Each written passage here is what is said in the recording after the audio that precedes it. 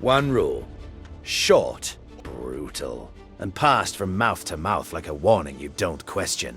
If you see an Aussie SAS guy in the bush, don't touch his gear, especially what he carries on his belt. A reconnaissance sergeant from the 101st Airborne learned this the hard way at a forward operating base near Nui Dat in 1968. He picked up a blade lying on a crate during a joint resupply. Just for a second, just to look at it. The Australian operator who owned it didn't shout, didn't make a scene. He simply appeared behind the American, placed one hand on his shoulder, and said 5 words that the sergeant would repeat for the rest of his life. That stays with me, mate. The knife was returned. The American never touched another piece of Australian equipment again. And within 48 hours, every single American soldier on that base had heard the story. Not as gossip, as doctrine. Why?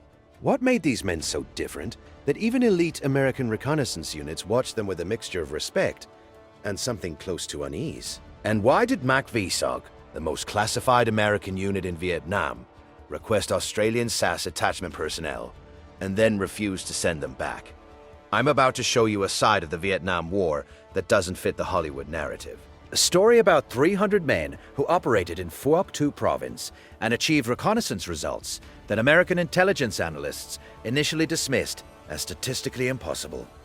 A story about soldiers who treated the jungle not as an obstacle, but as a weapon.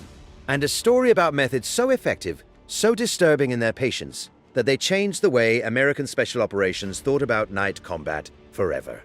Stay with me until the end, because what you're about to hear will challenge everything you thought you knew about who really controlled the darkness in Vietnam. This is the untold story of the Australian SASR, and it begins with a lesson that American recon teams learned the hard way.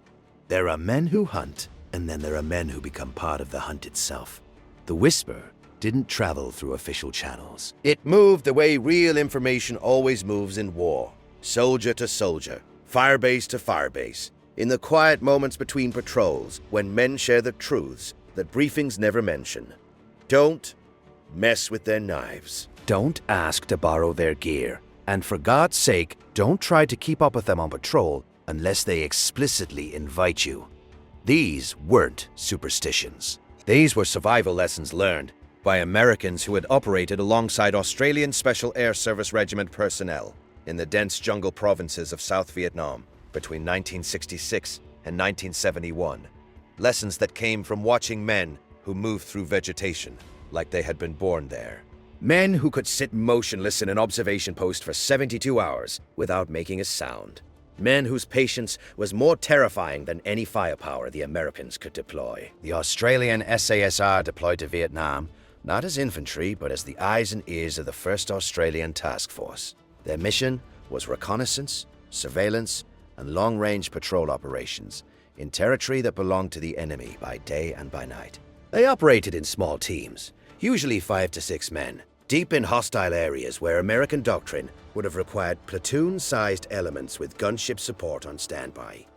The Australians had a different approach. An approach forged not in textbooks, but in the jungles of Malaya during the 1950s and Borneo during the confrontation with Indonesia. An approach that treated jungle warfare not as a problem to be solved with firepower, but as a discipline to be mastered through patience, fieldcraft, and an almost supernatural level of noise discipline. American soldiers who encountered them came back changed, not traumatized, changed. They had seen something that didn't fit their understanding of what modern warfare was supposed to look like. They had witnessed men who operated by rules that seemed to belong to another century, and yet produced results that no amount of technology could match. And the knives? The knives were just the most visible symbol of that difference. But the real story went far deeper, and it began decades before the first American boot touched Vietnamese soil. The year was 1966. American troop strength in Vietnam was approaching 400,000 men. They brought with them the most advanced military technology on Earth. Helicopters that could insert entire companies in minutes, artillery that could level grid squares, jets that could deliver precision strikes, and a logistics system that could move mountains of supplies. The Australian commitment was different. Smaller, more focused. The first Australian task force established its base at Nui Dat in Phuoc Tui province, with a mission that seemed almost quaint by American standards: pacification of a single province. Secure the population. Deny the enemy freedom of movement. Classic counterinsurgency. But the Australian approach to achieving this goal was anything but conventional. At the tip of their operational spear was the SASR, and these men operated according to principles that made American commanders profoundly uncomfortable. Where American reconnaissance doctrine emphasized speed and violence of action, Australian doctrine emphasized patience and invisibility. Where Americans planned 72-hour patrols with extensive fire support, Australians planned 4-day patrols with nothing but what they could carry on their backs. Where Americans moved to contact, engaging the enemy when encountered, Australians moved to observe, collecting intelligence and only engaging when the tactical advantage was overwhelming. The numbers spoke for themselves, though American intelligence officers initially refused to believe them. Australian SASR patrols were reporting kill ratios that exceeded American Special Forces operations by factors of 10 to 1, sometimes higher. They were locating enemy base camps, supply routes, and troop movements that American aerial reconnaissance had missed entirely. They were operating in areas that American intelligence had declared too dangerous for small unit operations, and they were doing it with a casualty rate so low that Pentagon analysts suspected the reports were being falsified for political purposes. They sent observers to verify the claims. Those observers came back convinced, disturbed, and absolutely certain that American Special Operations doctrine was missing something fundamental. What those observers discovered would eventually filter into MACV-SOG operations, into Marine Force Recon training, into Army Ranger doctrine. But the full story would remain partially classified for decades, not because of security concerns, but because the implications were too uncomfortable to publicly acknowledge. The origins of Australian superiority in jungle warfare stretched back to before most American Vietnam veterans were born. While American Special Operations doctrine evolved from European theater operations in World War II, Australian jungle tactics were forged in the Pacific campaigns against Japan and later refined during the Malayan emergency of the 1950s. The Malayan operations were particularly significant. For 12 years, Australian and British Commonwealth forces hunted communist insurgents through jungles so dense that sunlight rarely reached the forest floor. The enemy was skilled, motivated, and intimately familiar with terrain that European soldiers found nearly impassable. The Australians learned. They learned to move through vegetation without disturbing it. They learned to read the jungle the way most men read newspapers. Every bent branch, every disturbed leaf, every scent on the wind told a story. They learned that noise discipline wasn't just about being quiet. It was about understanding the natural soundscape so completely that you could move within it without creating unnatural patterns. Most importantly, they learned patience. Patience that went beyond American military comprehension. The willingness to spend days, sometimes weeks, watching a single trail or observation point, without moving, without making a sound, without doing anything that might reveal their presence. By the time the first Australian SAS squadron deployed to Vietnam in 1966, they brought with them more than a decade of continuous jungle operations experience. They brought a culture, a mindset, and a set of skills that American forces, despite their courage and their technology, simply did not possess. American reconnaissance teams operated on 3 to 5 day patrol cycles. Australian SASR patrols routinely lasted 10 to 14 days. American teams called for extraction when they made contact. Australian teams avoided contact entirely, unless the tactical situation was overwhelmingly in their favor. American teams moved tactically. Australian teams moved invisibly. The difference showed in every metric that mattered, and nowhere was it more visible than in their night operations. Operations that would eventually earn them a reputation among both their allies and their enemies as something more than human. Something that moved through the darkness like it belonged there. Like it had always been there. Watching, waiting, hunting. The Australian SASR selection process made American Special Forces qualification look almost gentle by comparison. The attrition rate exceeded 90%. Those who survived weren't just physically capable, they had been psychologically transformed. They could remain motionless in observation positions for periods that would cause most men to lose consciousness from pain. They could control their breathing, their heart rate, their body's involuntary responses to discomfort and fear.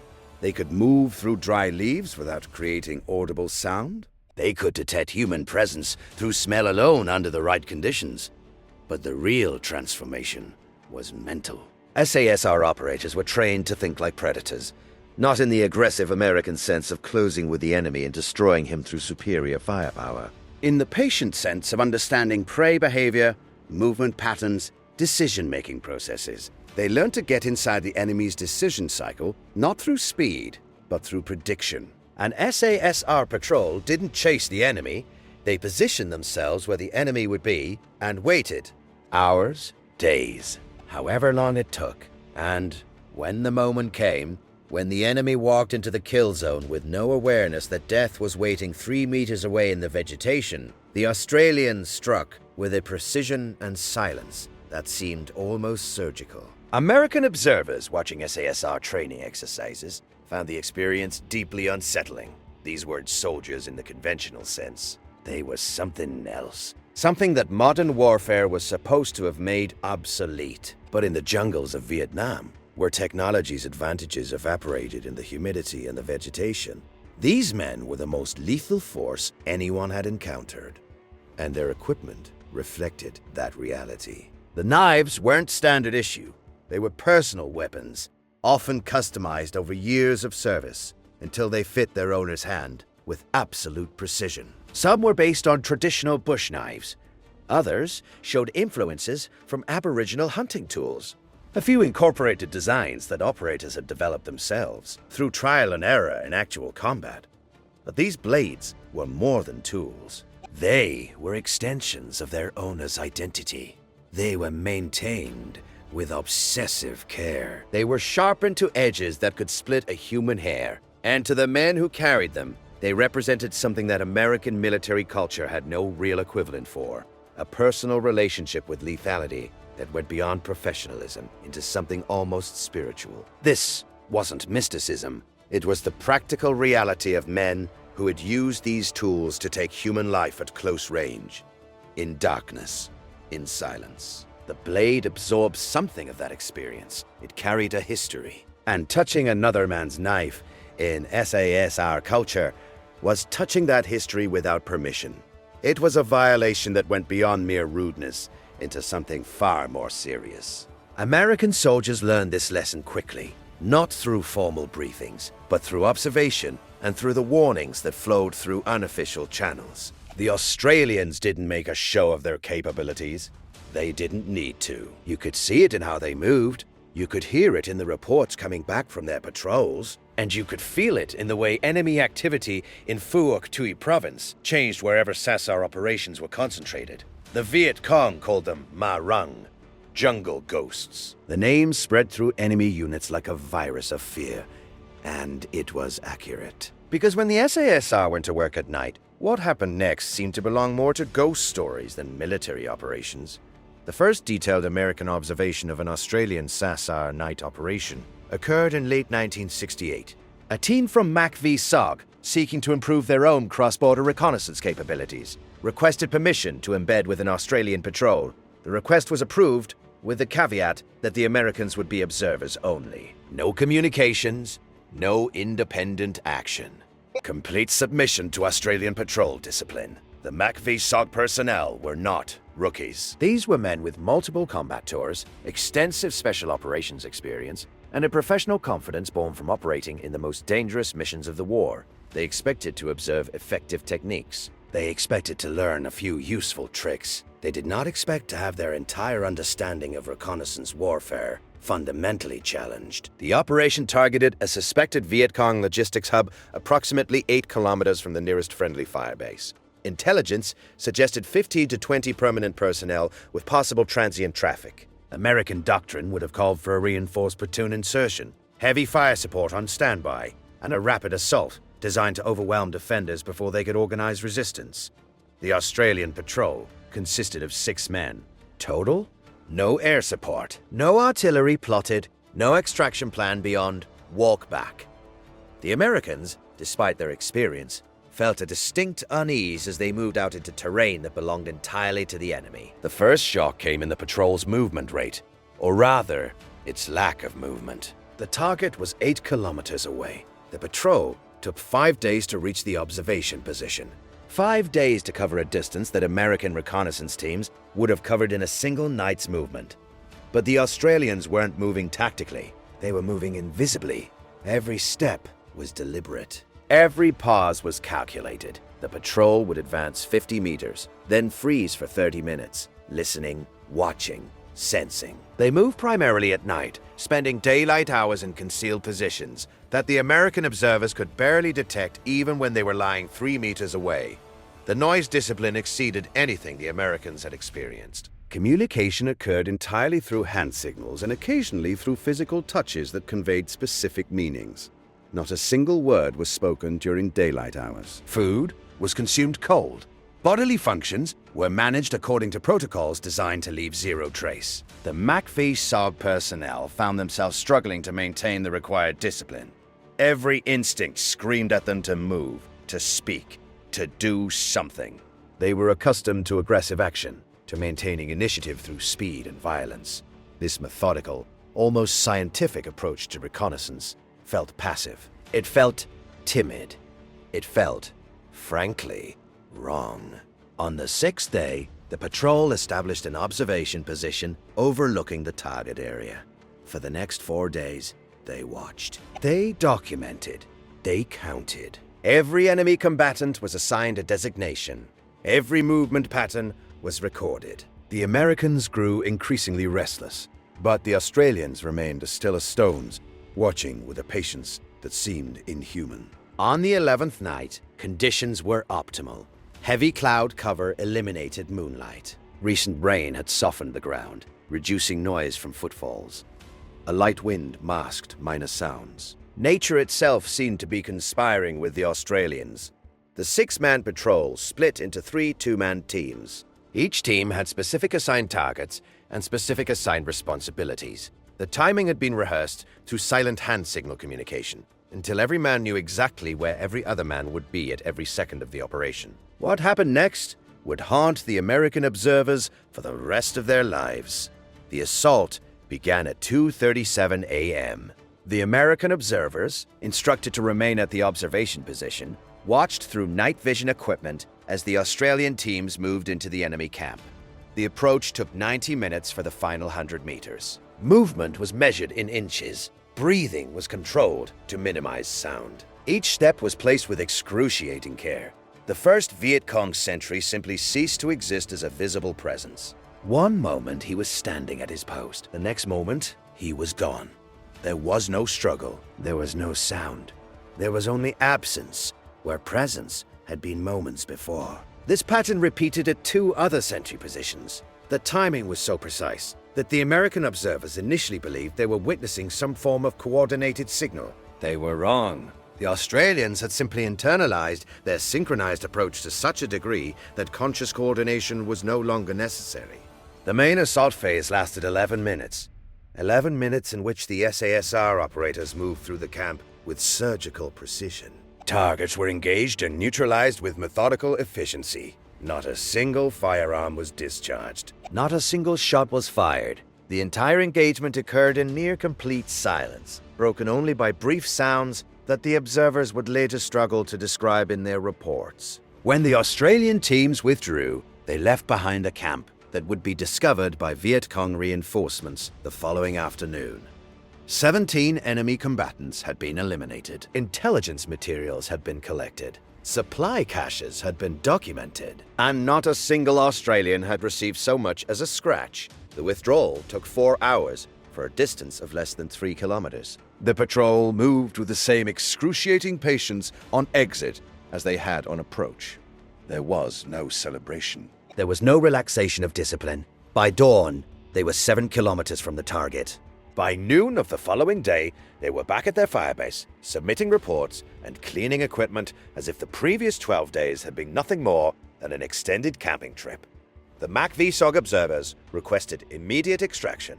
What they had seen demanded urgent communication.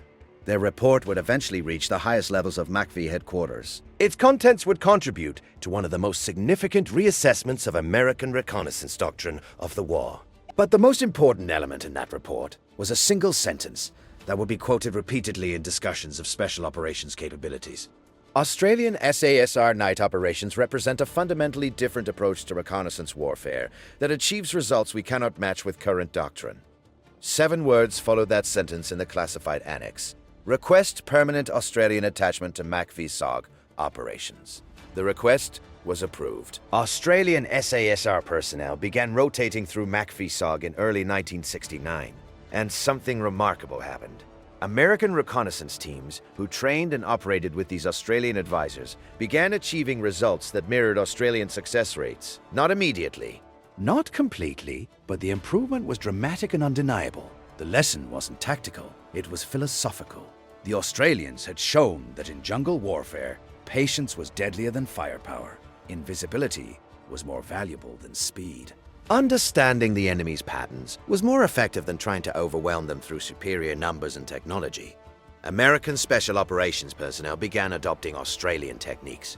Longer patrol durations, stricter noise discipline, more emphasis on observation, and less on aggressive contact.